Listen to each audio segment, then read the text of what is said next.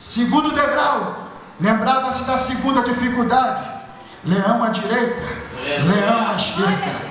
Terceiro degrau, terceira dificuldade: leão à direita, leão à esquerda. Mas tu não está preocupado não, Salomão? Não, vamos lá. Quarto degrau, teve choro? Teve. Mas também teve leão à direita, teve leão à esquerda. Vamos para o quinto degrau, teve perseguição? Teve. Mas eu não me preocupo, porque teve também leão à direita e leão à esquerda. Vamos para o sexto degrau, teve choro, Salomão? Teve. E tu não se preocupa não, porque não faltou leão à direita e não faltou leão à esquerda. O que Deus me disse, o que Deus me revela, é que em todas as etapas de Salomão, Deus esteve ao lado dele. Deus esteve ao lado dele. Deus.